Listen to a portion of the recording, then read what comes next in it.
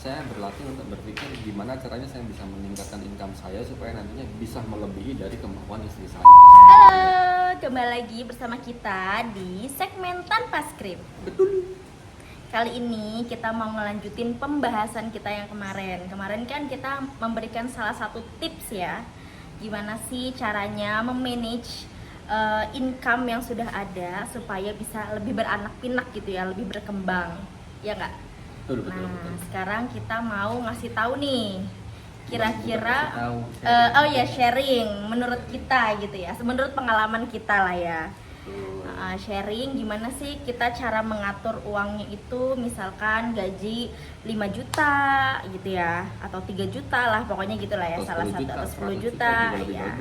Betul, pokoknya semakin banyak tuh semakin bagus sebenarnya kan. Betul. Kira-kira menurut kamu itu kalau gaji kita yang sekarang atau income kita yang sekarang itu menurut kamu paling idealnya berapa persen untuk kontribusi untuk pengembangan dana maupun untuk biaya operasional? Kalau selama ini sih ya, kita itu, aku menyisihkan ya, aku bukan menyisakan, aku pertama tuh pasti aku sisihkan buat dana pengembangan. Nah, dari misalnya gajinya sekian, mungkin 30%-nya itu buat dana pengembangan. Terus nanti sisanya baru dibagi kayak untuk kebutuhan bulanan ya, konsumsi juga, terus sama ada kebutuhan misalnya kayak dana pendidikan, kayak gitu tuh juga pasti yang kita sisihkan gitu. Betul. Di samping itu juga kita juga ada dana pemasukan lain ya selain dari gaji ya, dari bisnis atau dari lain. Ya dari dana tadi kan kita olah lagi biar dia bisa menghasilkan penghasilan lain gitu, penghasilan tambahan dari selain gaji gitu kan, misalnya jadikan bisnis tadi gitu. Betul.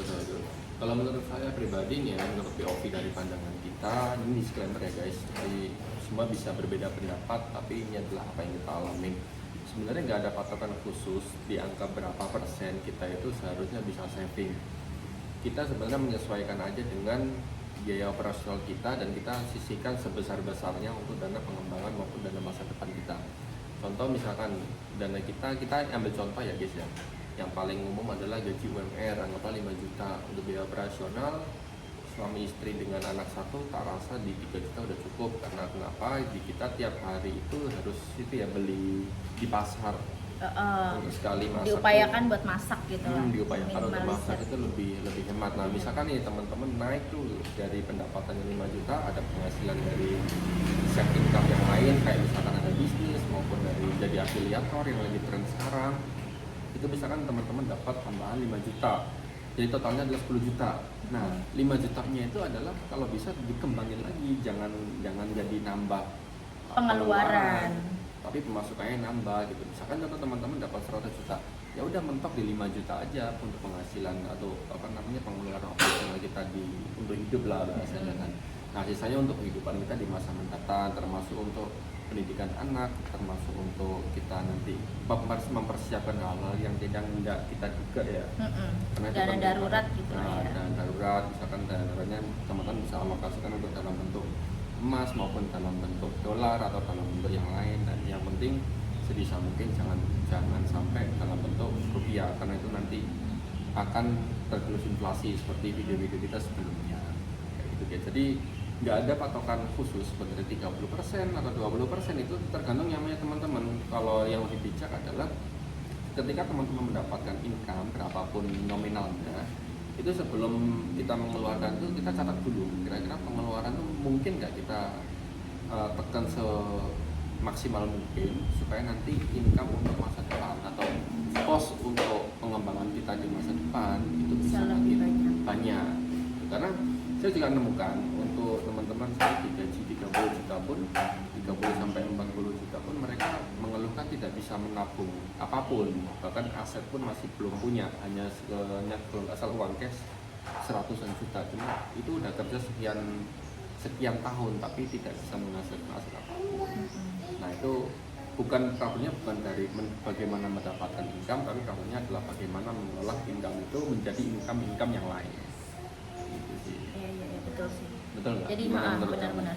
Jadi sebenarnya itu semisal dari gaji 5 juta tadi ya, itu tuh misalnya kita dapat penghasilan tambahan, bukan pengeluaran yang kita tambahin ya, Betul. malahan, tapi dialihkan, tambahan pemasukan itu dialihkan lagi menjadi bisnis lagi gitu, atau kalau bisa sampai bisa mendapatkan passive income gitu ya. Betul. Ya, Bahasanya yang lagi tren adalah kalau kita masih miskin jangan banyak gaya, udah itu Nah, aja intinya kan. betul banget. Kalau misalkan gaji kita atau pendapatan set job income kita itu bisa sampai menghidupi kita sampai 10 turunan, barulah kita boleh Bisa bergaya-gaya. berfoya-foya ya, maksudnya bisa menikmati lah hasil jadi payah gitu. Kita tetap menikmati, cuman jangan terlalu itu Berlebihan. banget, terlalu berlebihan. Karena Tetap sesuai budget. di kemudian hari ini sepertinya kan ekonomi belum pasti ya arahnya kemana. Banyak juga yang berguguran dalam dunia bisnis maupun berguguran dalam cicilan KPR-nya maupun dari segi yang lain itu banyak yang berguguran. Dari pekerjaan juga banyak yang terkena itu ya, efisiensi maupun PHK ya. Jadi kalau bisa sebijak mungkin, lebih bijak dalam mengatur keuangan ke depannya seperti itu guys. Jadi kesimpulannya dari pembicaraan kita tadi itu, semisal kita dapat gaji sekian ya, sebenarnya setiap orang tuh bisa untuk menyisihkan, cuma dari kitanya aja mau atau enggak gitu loh, terus bisa mengatur atau enggak gitu. Sebenarnya bisa banget meskipun gaji kalian 3 juta, 5 juta UMR, bahkan kalau emang kita udah ada niatan buat menyisihkan tuh pasti ada, menyisihkan dari 20% gaji lah, 10% gaji, 30% gaji, pokoknya senyaman kalian, sebisanya pasti disisihkan. Nah itu disisihkan untuk apa sih? Buat pengembangan, buat penambahan masukan baru, pemasukan ya, boleh bisa dari bisnis atau latihan, afiliator, nambah skill kayak gitu. Nah, tips menyisihkan tuh seperti ini guys. Kalian mendapatkan uang di tanggal itu, hari itu juga langsung ambil untuk alokasi pengembangan dana masa depan. Jangan nunggu sisanya. Kalau nunggu sisanya pasti nggak ada sisa. Pasti habis. Jadi misalkan kalian dapat berapa, taruhlah 3 juta.